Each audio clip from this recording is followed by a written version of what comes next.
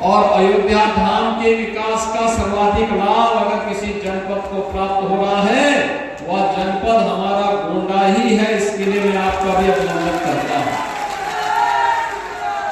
होली के पहले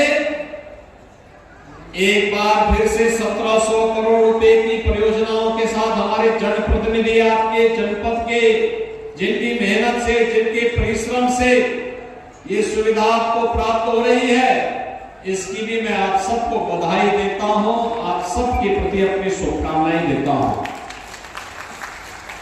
बहनों और भाइयों, आज हमारा देश बदल चुका है।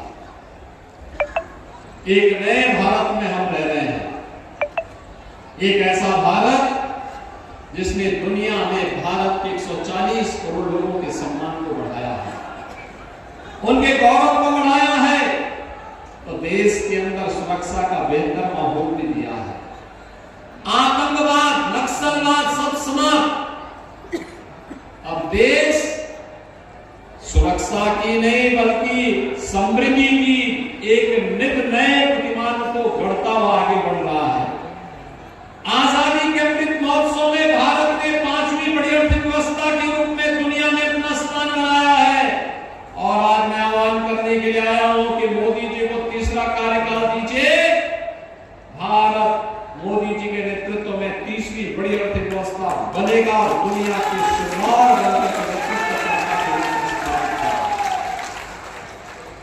बहनों भाइयों, इसीलिए तो प्रधानमंत्री जी कहते हैं कि हमारा एक ही संकल्प होना चाहिए। क्या होना चाहिए? हमारा संकल्प विकसित भारत। क्या होना चाहिए? हमारा संकल्प विकसित भारत। और विकसित भारत के लिए विकसित उत्तर प्रदेश आवश्यक है, और विकसित उत्तर प्रदेश के लिए विकसित गोंडा भी आवश्यक है। और विकसित गोंडा के लिए ही यहां की सड़कों को 4 लेन के साथ जोड़ने की कार्रवाई आगे बढ़ रही है। विकसित भारत के लिए ही गोंडा में मेडिकल कॉलेज दिया गया है। विकसित भारत के लिए ही ये 1700 करोड़ रुपए की परियोजनाएं यहां पर आई हैं। विकसित भारत के लिए ही वनटांगिया समुदाय को आजादी के बाद पहली बार इस डबल इंजन सरकार ने न्याय देने का काम किया है। विकसित भारत के लिए ही आज हम बाढ़ की परियोजनाओं को पूरा करने के लिए आपके पास आए हैं। और विकसित भारत के लिए ही 4 दशक से लंबित सरयू नहर राष्ट्रीय परियोजना को पूरा करने का काम हुआ है। बहनों भाइयों, कोई सोचता था कि श्रावस्ती भी वायु सेवा से जुड़ेगा? कल ही मैं याद कर रहा था, कल ही मैं देख रहा था, श्रावस्ती में वायु सेवा शुरू हो गई। अयोध्या में इंटरनेशनल एयरपोर्ट बन चुका है। गोंडा को हम 4 लेन की कनेक्टिविटी से जोड़ने के लिए, अयोध्या से जोड़ने की बड़ी कार्रवाई को आगे बढ़ा रहे हैं। और 84 कोसी परिक्रमा का मार्ग पर 8000 करोड़ रुपए खर्च हो रहे हैं। 8000 करोड़ रुपए, 60,000 करोड़ में आपका गोंडा जनपद भी आता है। विकास ऐसे आगे बढ़ता है। विकास के लिए उस प्रकार का कार्य, उस प्रकार के लोग आप सम्मान करिए। आपके वोट ने कैसे देश की तकदीर को बदल के रख दिया। पहले क्या वोट देते थे?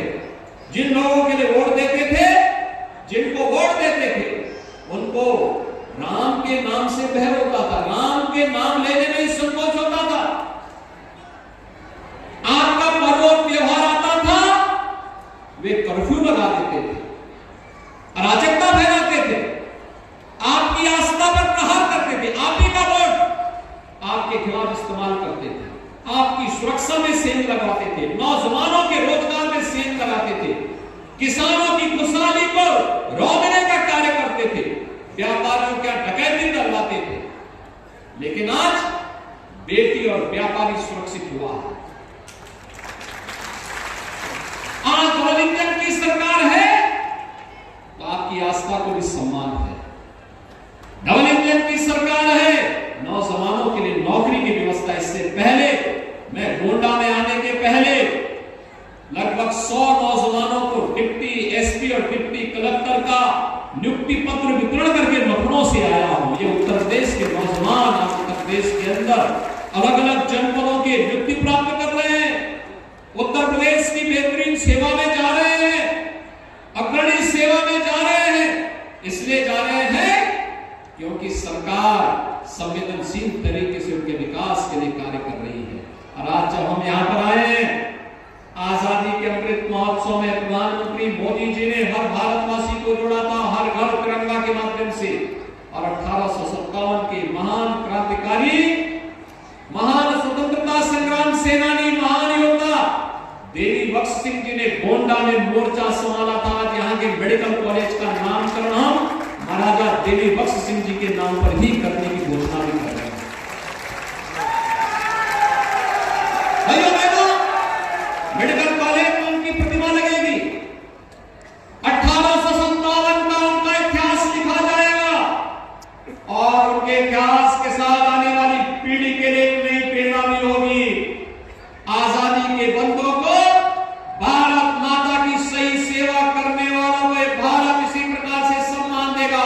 किसी के नाम पे मेडिकल कॉलेज होगा, किसी के नाम पर इंजीनियरिंग कॉलेज होगा, किसी के नाम पर पॉलिटेक्निक होगा, किसी के नाम पर कॉलेजेस के नाम होंगे, किन्हीं के नाम पर हाईवे और एक्सप्रेस वे के नाम होंगे। और उन्हें सम्मानित करके आने वाली पीढ़ी बार बार बार बार प्रेरणा प्राप्त करती रहेगी। और आज भी इन सब चीजों से बहुत प्रसन्नता हुई। बहनों और भाइयों, 2017 के पहले गोंडा की स्थिति क्या थी? गोंडा का स्वच्छता का सर्वे आया था 2017 में, वह 15-16 का था। सबसे गंदा शहर गोंडा था। तब मैंने प्रतीक भूषण को कहा था, मैंने कहा विधायक बने हो, जनता जनार्दन ने आशीर्वाद दिया है, गोंडा को स्वच्छ शहर के रूप में स्थापित करो। और इन्होंने उस समय प्रयास प्रारंभ किया। आज गोंडा साफ दिखाई देता है। और मैं कहूंगा ये अपने जीवन का हिस्सा बनना चाहिए।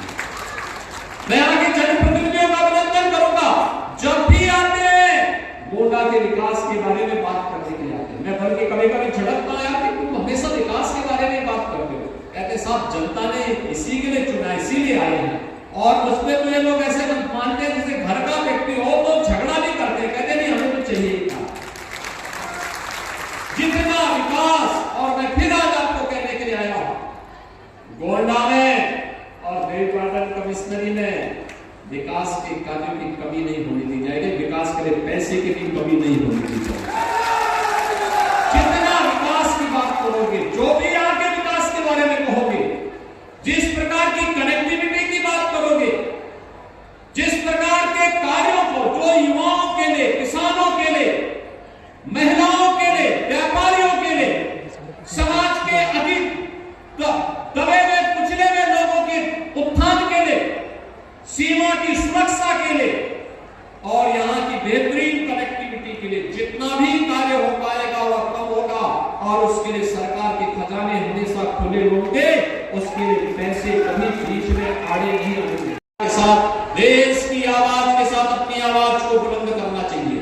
मैं पूछना चाहता हूं गोंडा वासियों को, अगर एक डबल इंजन की सरकार नहीं होती तो क्या अयोध्या में रामलला का भव्य मंदिर का निर्माण हो पाया होता? क्या हो पाता? क्या ये सपा और कांग्रेस के लोग कर पाते? क्या उम्मीद करते थे? आपकी आस्था को कौन सम्मान दे रहा है?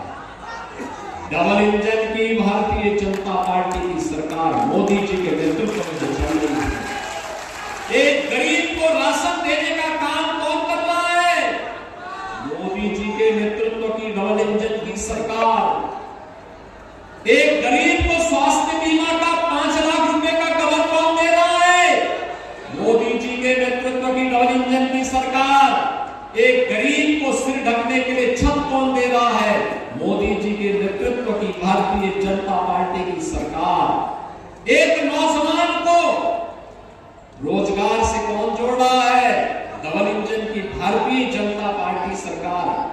एक बेटी को और एक व्यापारी को सुरक्षा कौन प्रदान कर रहा है?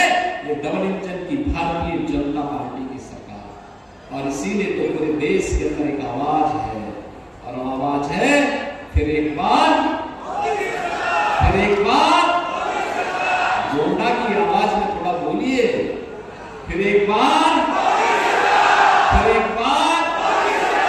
सभी लोग सहमत है ना? तो बहनों और भाइयों, अयोध्या में कितने लोग अयोध्या दर्शन करने के लिए गए? और पूरा गोंडा ही चला गया, सब पड़ोस के हो। आप लोग कैसे चले गए? आप लोग तो पैदल भी चुपचाप चले गए होंगे, तो कौन आपको रोकने वाला है? क्योंकि बीच में सरयू मैया है, इस पार से उस पार चले गए तो कोई पूछेगा नहीं। लेकिन आपने अच्छा किया। और मैं एक बात बताऊं, अयोध्या में रामलला के विराजमान होने का सर्वाधिक लाभ गोंडा को मिल रहा है। सारा विकास इधर ही आ रहा है, इधर ही आ रहा है।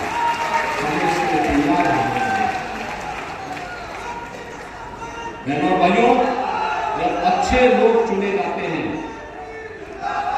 अच्छी सरकारें आती हैं, गरीब का कल्याण भी होता है, बिना भेदभाव की सुरक्षा भी मिलती है, विकास भी होता है, तो आस्था को ऐसे ही सम्मान मिलता है। कोई सोचता था अयोध्या में रामलला का मंदिर बन जाएगा? सपना था लोगों को। राम के नाम पे डंडे बरसते थे, गोलियां चलती थी। आज गोली नहीं, आज तो जय श्री राम की गोली निकलती है सबकी मुंह से।